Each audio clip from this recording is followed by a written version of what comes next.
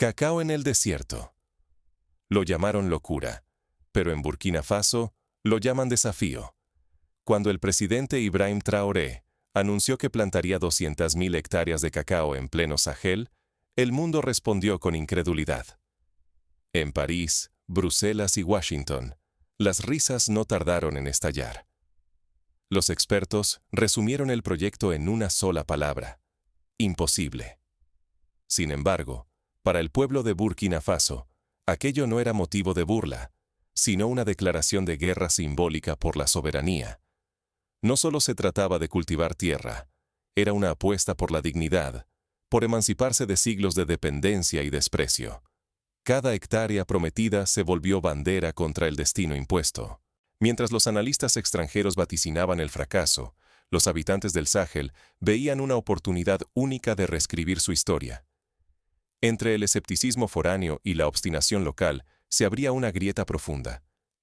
De un lado, la risa fácil de quienes jamás han sentido hambre.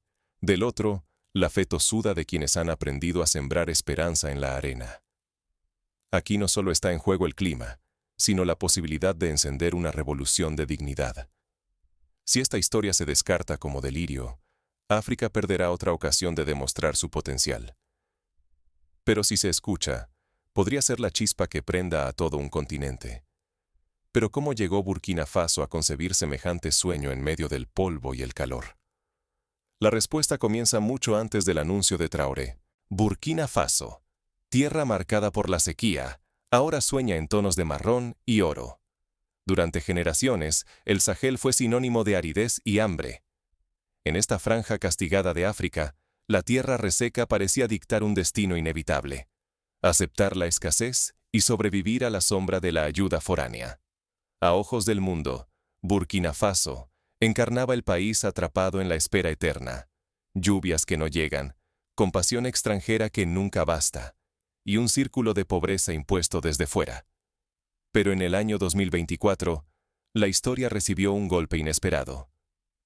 Ibrahim Traoré, capitán y líder del país, lanzó un anuncio que sacudió las fronteras: plantar cacao, la semilla de la selva húmeda, en pleno desierto. Para muchos, sonó a locura. Para otros, fue un desafío encendido. Los ancianos escucharon la propuesta con escepticismo, arrastrando el peso de cosechas marchitas y promesas incumplidas. Ni el mijo sobrevive aquí. ¿Cómo va a crecer el cacao?, murmuraban. Pero en los jóvenes se encendió otra chispa. Para ellos, el cacao era más que una planta, era la posibilidad de un destino propio, una puerta cerrada al éxodo y la resignación. En sus ojos brillaba la esperanza de quedarse y transformar su tierra. En cuestión de semanas, la promesa se volvió movilización nacional. Escuelas, cuarteles y plazas dejaron su rutina para reinventarse en viveros improvisados. Soldados, maestros y niños compartían ahora el mismo objetivo: no solo sembrar, sino resistir juntos. Mientras tanto, el mundo reaccionaba con incredulidad y burla. Medios internacionales ridiculizaban la iniciativa, dibujando a Burkina Faso como el ejemplo perfecto de fracaso. Para analistas y políticos extranjeros, la apuesta de Traoré era solo material para bromas. Pero dentro del país, las burlas solo reforzaban la convicción. Surgió un fenómeno inesperado: el ejército del cacao. Hombres y mujeres de todas las edades hicieron suyo el proyecto como una causa de dignidad. Cada ataque externo era respondido con más unidad y coraje. El riesgo era enorme: persistir en la dependencia de siempre o apostarlo todo por un sueño de emancipación. Si Burkina Faso no creía en sí mismo, la rueda de la necesidad no se detendría jamás. Pero si lo intentaba, la victoria sería algo más profundo que una cosecha. Sería una conquista existencial. Así, el cacao dejó de ser cultivo para convertirse en símbolo. Cada vivero, cada mano sembrando, desafiaba siglos de imposiciones y resignación. Pero el sueño recién comenzaba. Muy pronto, la realidad, la naturaleza y el juicio del mundo, pondría a prueba la fe y la voluntad de todo un pueblo. El primer obstáculo fue la tierra misma, dura, reseca, hambrienta de agua y esperanza. Era posible que una semilla del trópico venciera al desierto. La sequía no perdona. En el mundo entero, muchos esperan el fracaso con una mezcla de ansias y morbo. Las lluvias, cuando finalmente llegaron, fueron tardías y miserables. Bajo ese cielo implacable, decenas de miles de plántulas de cacao se marchitaron, incapaces de soportar el abrazo seco del desierto. Los campos, antaño llenos de esperanza, parecían cementerios verdes. El olor a tierra caliente tenía un sabor amargo, el de la derrota que tantos ya habían anunciado. No tardaron en aparecer los reportajes internacionales. Imágenes de viveros arrasados y niños recogiendo tallos secos se repitieron en cadenas europeas y americanas. Titulares en Londres y París decían lo obvio: el cacao no crecerá aquí. Voces extranjeras, con acentos pulidos, explicaban en televisión que la ciencia estaba de su lado. África, insinuaban, debía resignarse una vez más. La humillación era profunda. En Burkina Faso, muchos se preguntaron si el sueño había sido demasiado grande, si la esperanza era solo un espejismo. Agricultores y jóvenes que apostaron todo por el cacao sentían el peso de la mirada extranjera, la duda global y su propia incertidumbre. La pregunta era inevitable. Habían desafiado el destino solo para confirmar la profecía del fracaso. Pero Ibrahim Traoré no vaciló. En un acto televisado, alzó una plántula seca ante el país y declaró: este árbol murió, pero millones más se levantarán. La soberanía no se rinde ante la sequía. Su gesto era símbolo y desafío a la vez. La respuesta vino desde abajo. Brigadas nocturnas de voluntarios patrullaron los sembradíos, protegieron los sistemas de riego, trasplantaron una y otra vez las plántulas más fuertes. Mujeres y jóvenes compartieron agua y semillas, cuidando cada brote como si fuera propio. Lo que nació como un experimento se volvió una movilización popular. Cada error, cada planta caída, era una lección, nunca excusa para rendirse. A medida que el proyecto resistía, la presión internacional crecía. Pero lejos de quebrar el ánimo, cada burla y cada informe agorero forjaban más unión. El riesgo de fracasar ante el mundo era real. Si eso ocurría, reforzaría los estigmas y el desprecio ajeno. Sin embargo, perseverar, incluso en la derrota, comenzó a significar algo más. Una semilla de dignidad y libertad que ningún informe extranjero podría arrancar. Así, en medio de la crisis, la idea del cacao dejó de ser solo agricultura. Se volvió símbolo, bandera. A la sombra de cada plántula luchando por sobrevivir, germinó algo mucho más grande. Una nueva fuerza colectiva, dispuesta a desafiar todos los destinos escritos. Pero mientras la nación resistía, una amenaza aún mayor acechaba a la vuelta de la esquina, poniendo a prueba todo lo que habían construido. Nadie imaginaba que la prueba definitiva aún estaba por llegar. De fracaso anunciado a semilla de revolución, el cacao contagia a toda África. Lo que comenzó como un experimento improbable, pronto se convirtió en un fenómeno cultural. En Burkina Faso, las radios llenaron el aire con canciones sobre el cacao como símbolo de resistencia.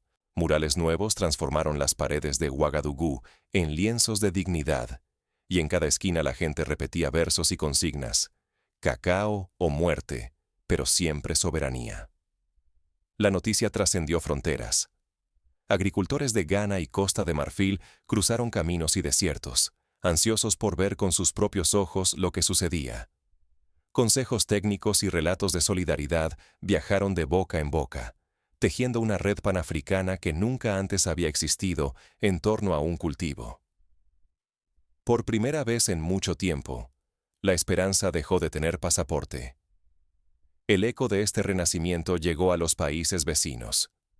En Togo, Mali y Níger, surgieron asambleas espontáneas donde voces jóvenes exigían replicar el modelo y reclamaban soberanía sobre sus tierras. El cacao burkinés dejó de ser una rareza agrícola para transformarse en el emblema de un continente decidido a reescribir su destino. Sin embargo, no todos celebraban. En las capitales europeas, el color del cacao dejó de parecer exótico y empezó a percibirse como una amenaza geopolítica. Informes reservados circularon en los ministerios. Si África controla el cacao, Europa negocia desde la debilidad. El temor era real, pues el monocultivo impuesto durante siglos podía convertirse, al fin, en un arma de emancipación. Las grandes corporaciones reaccionaron con rapidez. Delegaciones de ejecutivos llegaron a Burkina Faso con maletines llenos de promesas, tecnología, semillas mejoradas, contratos de compra a largo plazo. Pero cada oferta escondía una trampa. Condiciones ocultas, cláusulas de control extranjero y el riesgo de perder la autonomía conquistada con tanto sacrificio. La presión externa encendió una resistencia popular inesperada. Campesinos, líderes comunales y jóvenes activistas se organizaron para rechazar los contratos abusivos. En asambleas multitudinarias se debatió abiertamente sobre los peligros de ceder ante intereses foráneos. La consigna era clara: nuestra tierra, nuestro futuro, nuestro cacao. La tensión no tardó en escalar. Pronto surgieron actos de sabotaje en los sistemas de riego y ataques a cooperativas. Al mismo tiempo, campañas de desinformación inundaron las redes. Rumores de plagas, supuestas quiebras y hasta acusaciones de corrupción. Pero lejos de sembrar miedo, estos ataques fortalecieron la unión. La respuesta fue la organización. Se crearon comités de defensa y se capacitó a la población para proteger infraestructuras y desenmascarar noticias falsas.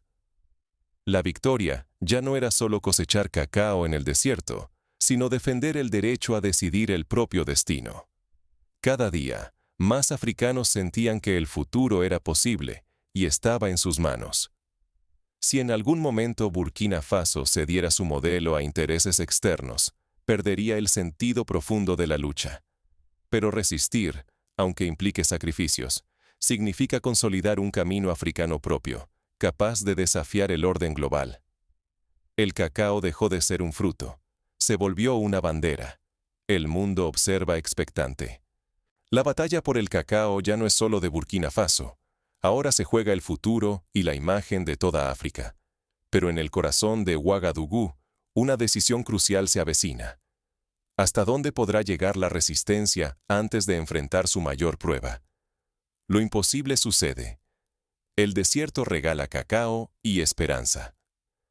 Contra toda lógica, el milagro florece en Burkina Faso. Al amanecer de una temporada histórica, el aroma dulce del cacao comienza a flotar sobre dunas que antes solo conocían polvo y silencio. Las primeras cosechas brotan ante miradas incrédulas. Campesinos, soldados y niños ven cómo las mazorcas doradas emergen donde ayer solo había sequía. El asombro se refleja en los ojos de todos, y la noticia se esparce como fuego en la sabana. Expertos de Ghana, Brasil y Costa de Marfil cruzan los campos. Analizan suelos, miden humedad, estudian el grano. No pueden negarlo. El modelo burkinés funciona. Revistas agrícolas publican reportajes. La FAO y universidades europeas lanzan estudios para entender cómo una idea improbable venció al desierto y al escepticismo. El experimento de Burkina Faso deja de ser rareza y se vuelve referencia. Pero el mayor cambio no se mide en toneladas, sino en el espíritu. Un pueblo acostumbrado a recibir órdenes y caridad extranjera empieza a caminar con la cabeza en alto. Nace un orgullo nuevo que se respira en mercados y plazas. Familias preparan chocolate artesanal para el desayuno. Niños dibujan mazorcas en sus cuadernos. El cacao se convierte en canción, en poema, en símbolo de resistencia. Deja de ser solo cultivo y se transforma en patrimonio nacional. Está en los uniformes escolares, en los murales, en festivales que celebran la soberanía alimentaria. Lo que ayer era sueño, ahora es vida cotidiana. La dignidad, antes ajena, hoy tiene sabor a cacao burkinés. El éxito impulsa a líderes de otros países africanos a viajar a Ouagadougou.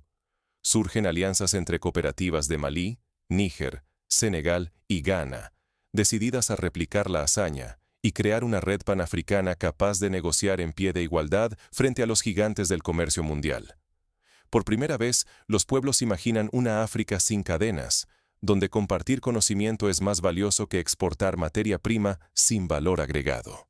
Burkina Faso, antes motivo de burla en noticieros occidentales, ahora marca la agenda. Ibrahim Traoré es invitado a cumbres continentales y foros internacionales. Jóvenes africanos cuelgan su retrato en las escuelas. El experimento del cacao burkinés no solo cambia la agricultura, reescribe la narrativa africana con resistencia, ingenio y fe en sí mismos. El mundo observa, perplejo, una revolución silenciosa y profunda. Pero lo que está en juego rebasa la economía y el alimento. Es el derecho a soñar y decidir el propio destino. Cada grano de cacao en el desierto es una victoria sobre la resignación, una señal de que el hambre no es mandato divino, sino un desafío que puede superarse. Sin embargo, no todos celebran este despertar. Las viejas potencias económicas y sus aliados observan con recelo el ascenso de Burkina Faso y sus aliados africanos. No es solo cacao, es la evidencia de que la fe colectiva puede desafiar el destino y reescribir la historia. En el corazón reseco de Burkina Faso, sembrar cacao fue mucho más que un experimento agrícola. Fue un grito de libertad, un acto de osadía. Cada semilla enterrada llevaba consigo una sospecha peligrosa, que África puede forjar su propio camino, aunque el mundo observe con escepticismo o temor. Ignorar esta historia sería aceptar la dependencia y dejar que solo los poderosos cuenten el futuro. Compartirla, en cambio, es un acto de resistencia. Es romper cadenas invisibles, demostrar que ningún continente está obligado a vivir de rodillas. ¿Quién fija los límites de lo posible? La respuesta ya no reside en los escritorios de Europa ni en los informes ajenos. Está en el sudor de quienes cuidaron esas plantas bajo el sol inclemente, en las voces de los jóvenes que eligieron quedarse y luchar por dignidad, en la mirada desafiante de un pueblo que transformó la duda en valentía. Esto no es solo el triunfo de una cosecha improbable, es el nacimiento de un nuevo paradigma, la soberanía construida desde abajo, con manos propias y sueños que no piden permiso. Esta historia no solicita compasión, exige ser contada, transmitida, convertida en bandera para quienes aún buscan emancipación. Ahora el cacao florece donde antes solo había arena y resignación. Es la prueba de que ninguna frontera natural o cultural es inamovible cuando la voluntad popular se organiza. Difundir este relato es un acto de justicia. Es dar voz a quienes arriesgaron todo y abrir el camino para que otras luchas nazcan. No dejemos que el silencio ahogue lo que la esperanza logró germinar. Haz que esta historia viaje lejos. Comparte, comenta. Permite que cada palabra sea semilla. Porque cuando un pueblo se atreve a soñar en conjunto, hasta el desierto puede volverse fértil. Pero detengámonos un momento y profundicemos en los detalles concretos de cómo Burkina Faso intentó convertir este sueño en realidad. Porque la clave no estuvo solo en la voluntad política o en la fe colectiva, sino también en la adopción de estrategias innovadoras, ejemplos históricos y pasos prácticos que pueden inspirar a cualquier pueblo que enfrente desafíos abrumadores. Primero, el desafío técnico. ¿Cómo sembrar cacao donde la lluvia es un milagro y el suelo parece enemigo? La respuesta no se improvisó. Ingenieros agrónomos burkineses, muchos formados en universidades africanas y apoyados por agricultores veteranos, estudiaron técnicas de captación de agua practicadas desde tiempos ancestrales en la región. Así, recuperaron la tecnología de los sais, pequeños hoyos excavados en la tierra para concentrar el agua y los nutrientes. Esta técnica, utilizada durante siglos para salvar el mijo y el sorgo de la sequía, fue adaptada para el cacao. Inspirados por ejemplos de países como Israel, donde la agricultura florece en el desierto del Negev, gracias al riego por goteo y al uso eficiente del agua, los burkineses instalaron sistemas de irrigación gota a gota, alimentados por paneles solares. Cada gota era defendida como si fuera oro. Ingenieros jóvenes, muchos regresados del extranjero, diseñaron sensores baratos para monitorear la humedad y optimizar el escaso recurso. El aprendizaje no quedó ahí. Miraron también hacia Brasil, donde el cacao sufrió la llamada basura de Bruxa, una plaga devastadora, y aprendieron a diversificar cultivos para evitar el peligro del monocultivo. Así, intercalaron árboles de sombra nativos y leguminosas, restaurando la fertilidad del suelo y protegiendo la biodiversidad local. De este modo, el proyecto de cacao en el Sahel se volvió también una cruzada ecológica. En cuanto a la organización social, Burkina Faso revivió la tradición de los trabajos comunitarios. En cada pueblo, los viernes se reservaban para el Fofana, una jornada colectiva en la que todos aportaban mano de obra, desde encontrar fuentes de agua subterránea hasta construir diques de retención. Incluso los niños, inspirados por cuentos de resistencia, se convirtieron en guardianes de los viveros. Las mujeres desempeñaron un papel crucial.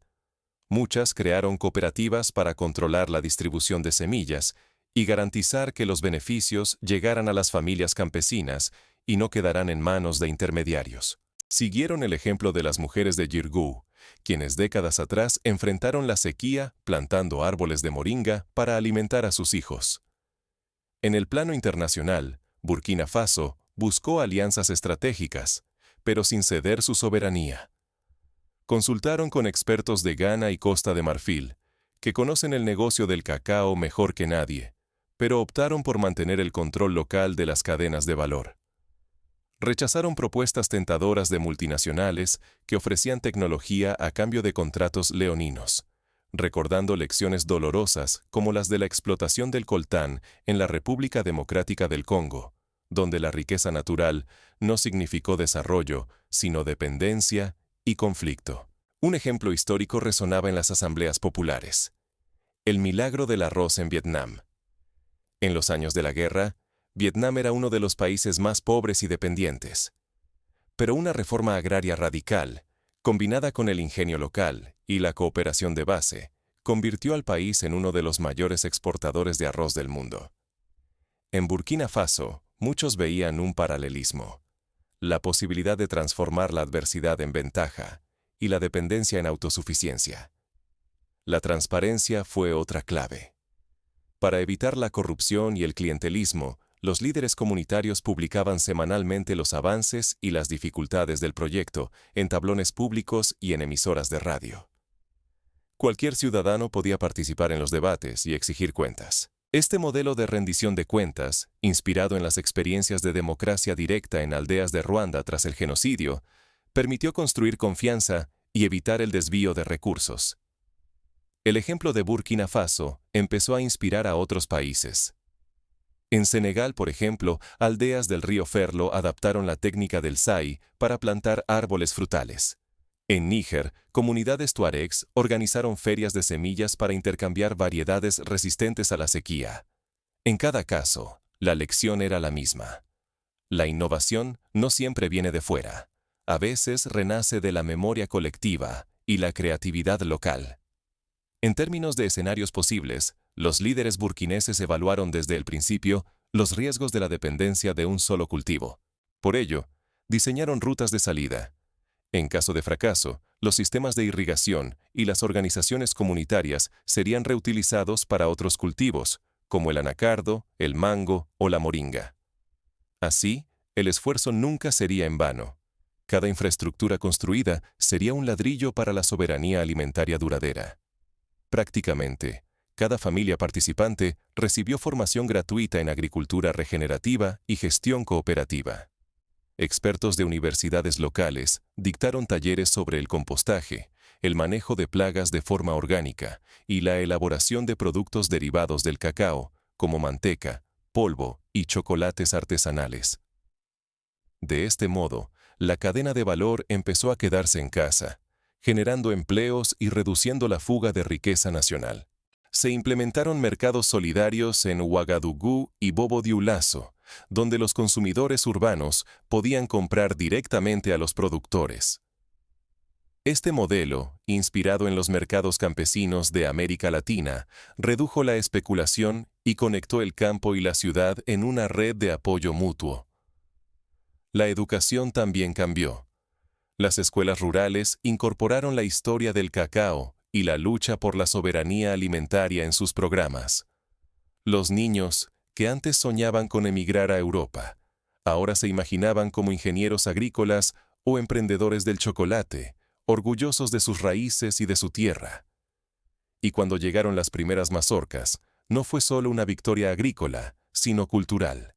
Se organizaron festivales del cacao, donde poetas, músicos y pintores celebraban la dignidad recuperada.